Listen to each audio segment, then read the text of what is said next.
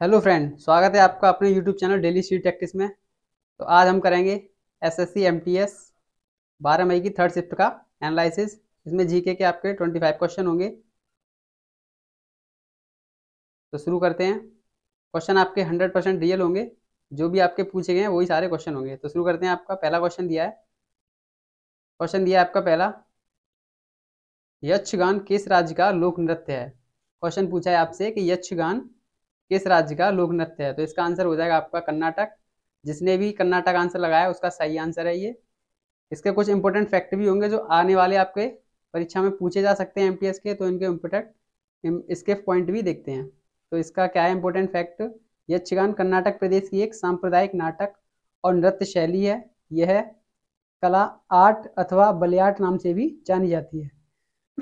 इस कला को हम, ये नृत्य जो शैली दी रखी है हमारी, इसको हम आर्ट और बयलाट के नाम से भी जानते हैं। बढ़ते हैं नेक्स्ट क्वेश्चन की तरफ। नेक्स्ट क्वेश्चन दिया है हमारा, नेक्स्ट क्वेश्चन है हमारा कि महान्यायवादी भारतीय संविधान के किस अनुच्छेद से संबंधित है। क्वेश्चन है हमारा कि महान्यायवादी भारतीय संविधान के किस अनुच्छेद से संबंधित है। तो इसका आर्टिकल आर्टिकल इसका 76 है। जिसने भी लगाया उसका आंसर सही होगा। इसका फैक्ट है, देखते हैं क्वेश्चन क्या है कि संविधान का अनुच्छेद क्षेत्र भारत के महान्यायवादी अटॉर्नी जनरल के कार्यालयों के लिए प्रदान किया गया है और भारत के महान्यायवादी सीएजी एवं कार्यकारिणी का एक हिस्सा होता है और महान्यायवादी देश के सर्वोच्च कानून अधिकारी होते हैं, यानी कि कैग। बढ़ते हैं नेक्स्ट क्वेश्चन की तरफ। नेक्स्ट क्वेश्चन देखा है, नेक्स्ट क्वेश्चन है आपका कि भोपाल गैस त्रासदी किस कंपनी में हुई थी। जो भोपाल गैस त्रासदी है जो हुई थी वो किस कंपनी में हुई थी। तो कंपनी थी यूनियन कार्बाइड कॉरपोरेशन। इसके फैक्ट दे रखे हैं कुछ कि 40 टन मिथाइल आइसोसाइनाइड गैस का रिसाव हुआ था इस कंपनी में और यह 3 दिसंबर 1984 को हुई थी। क्वेश्चन आपके परीक्षा में एमटीएस में रिपीट भी हो रहे हैं, तो क्वेश्चन को अच्छे से देखें। अब जैसे ये पूछा है अभी कि भोपाल गैस त्रासदी किस कंपनी में हुई थी। अब पूछा जा सकता है कि भोपाल गैस त्रासदी कब हुई थी। तो उसके लिए आपका ये पॉइंट दे रखा है बना के कि भोपाल गैस त्रासदी 3 दिसंबर 1984 में हुई थी। इस समय इस गैस के रिसाव के कारण लगभग 250 लोगों की मृत्यु हो गई थी। बढ़ते नेक्स्ट क्वेश्चन की तरफ।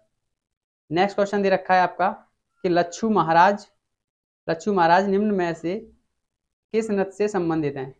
यानी कि लच्छू महाराज जो हैं वो किस नृत्य से संबंधित हैं। तो वे कथक नृत्य से संबंधित हैं। जिसने भी आंसर लगाया है सही है। लच्छू महाराज कथक नृत्य से संबंधित हैं। संगीत कथक की हिंदुस्तानी शैली पर आधारित विभिन्न शैलियों में विभिन्न प्रकार के घराने से हैं। कौन कौन है, बिरजू महाराज, लच्छू महाराज हैं, सीता देवी हैं और दमयंती जोशी हैं। बढ़ते हैं नेक्स्ट क्वेश्चन की तरफ। नेक्स्ट क्वेश्चन दे रखा है आपका कि इल्तुतमिश ने बदायूं को जीतकर किसे गवर्नर बनाया था।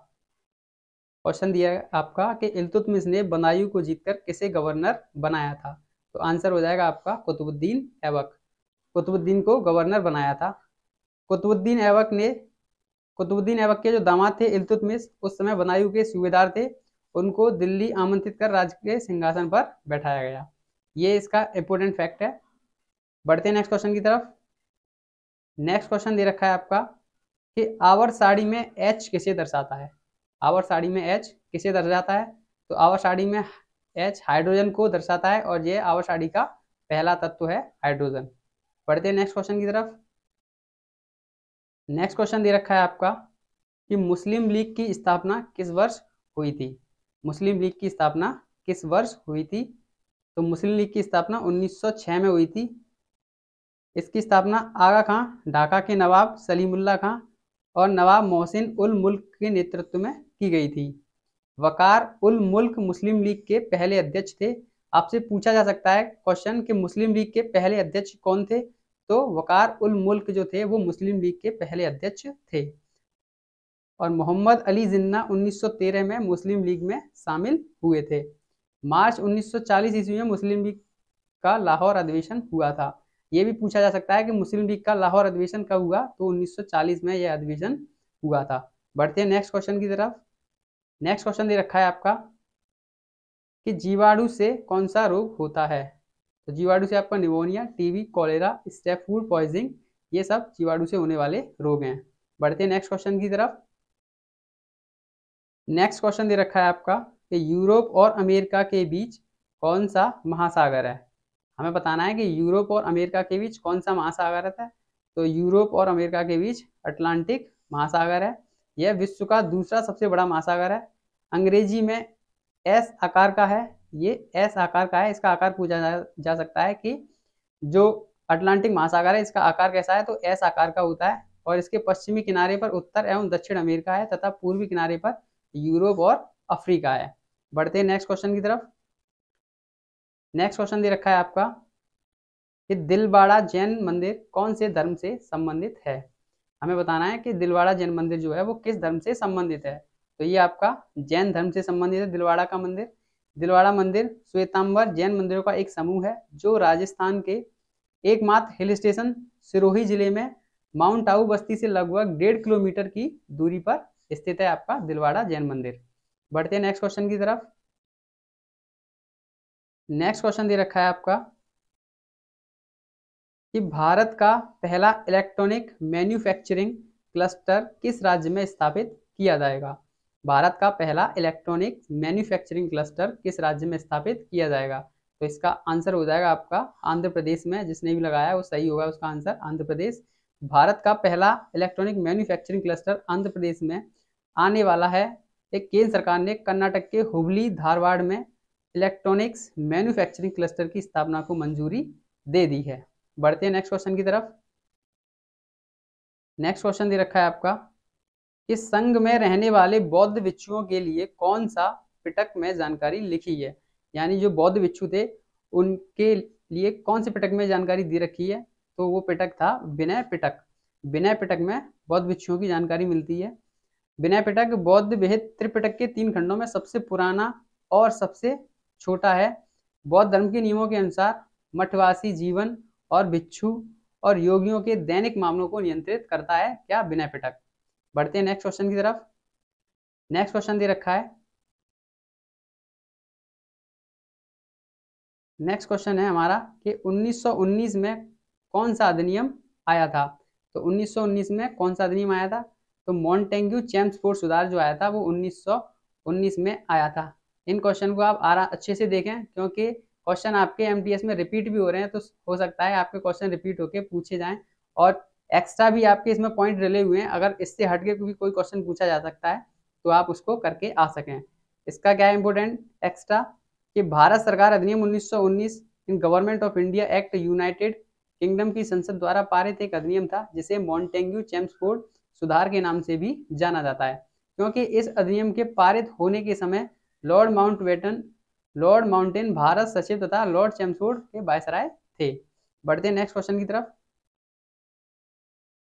नेक्स्ट क्वेश्चन है आपका कि लोसर किस कैलेंडर के अनुसार पहले नववर्ष मनाया जाता है।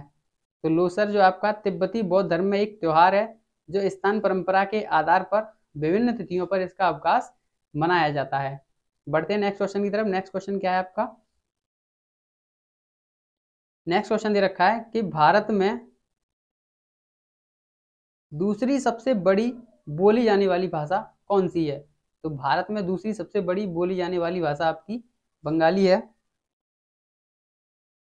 भारत की दूसरी सबसे ज़्यादा बोली जाने वाली भाषा आपकी बंगाली है जिससे लगभग 9.72 करोड़ नागरिकों द्वारा बोला जाता है। यानी कि 9 करोड़ से ज़्यादा लोग इस भाषा को बोलते हैं। बढ़ते हैं नेक्स्ट क्वेश्चन की तरफ। नेक्स्ट क्वेश्चन दे रखा है आपका, ये बुक से है कि I too had a love story पुस्तक के लेखक कौन हैं। I too had a love story पुस्तक के लेखक कौन है। तो इस पुस्तक के लेखक हैं आपके रविंद्र सिंह। जिसने भी आंसर रविंद्र सिंह लगाया होगा उसका आंसर एकदम सही है। यह एक अंग्रेजी की आत्मकथा है जिसके लेखक आपके रविंद्र सिंह हैं। बढ़ते हैं नेक्स्ट क्वेश्चन की तरफ। नेक्स्ट क्वेश्चन दे रखा है आपका कि फ्रेंच ओपन 2022 बैडमिंटन पुरुष एकल का खिताब किसने जीता था। फ्रेंच ओपन 2022 बैडमिंटन पुरुष एकल का खिताब किसने जीता था। तो यह खिताब चिराग शेट्टी और सात्विक कसाई राज रंग रेड्डी ने जीता था। बढ़ते हैं नेक्स्ट क्वेश्चन की तरफ। नेक्स्ट क्वेश्चन है आपका ये पश्चिम बंगाल की सबसे ऊंची चोटी कौन सी है? पश्चिम बंगाल की सबसे ऊंची चोटी है कौन सी? तो वो है सेंदकफू चोटी, जो कि पश्चिम बंगाल की सबसे ऊंची चोटी है। बढ़ते हैं नेक्स्ट क्वेश्चन की तरफ। नेक्स्ट क्वेश्चन है आपका कि ड्रिबलिंग कौशल किस खेल से जुड़ा हुआ है? तो ड्रिबलिंग कौशल आपका बास्केटबॉल से जुड़ा हुआ है। बास्केटबॉल से जुड़े हुए और भी शब्द हैं आपके, ये जैसे बॉल हो गया, बास्केट हो गया।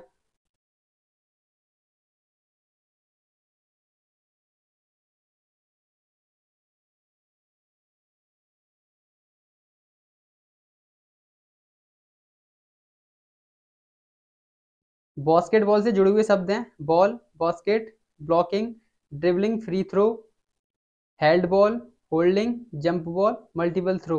ये आपके क्वेश्चन बास्केटबॉल से पूछे हुए शब्द हैं। अभी आपसे पूछा है ड्रिबलिंग, इनमें से कोई भी आपसे पूछा जा सकता है आपके आने वाले एग्जाम्स में।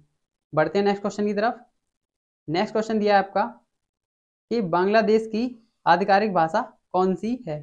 हमें बतानी है कि बांग्लादेश की आधिकारिक भाषा कौन सी थी। तो ये है आपकी बंगाली, जो बांग्लादेश की आधिकारिक भाषा है। बांग्लादेश की राजधानी क्या है? बांग्लादेश की राजधानी ढाका है। इसका राष्ट्रीय पशु रॉयल बंगाल टाइगर और राष्ट्रीय पक्षी दहियर है। बढ़ते हैं नेक्स्ट क्वेश्चन की तरफ। नेक्स्ट क्वेश्चन है आपका कि भारत की निम्नलिखित में से कौन सी नदी बंगाल की खाड़ी में गिरती है? तो ये आपकी गोदावरी नदी बंगाल की खाड़ी में गिरती है। और लास्ट क्वेश्चन है आपका कि सत्रिय किस भारतीय राजभाषा का शास्त्रीय नृत्य है? तो ये है आपका असम।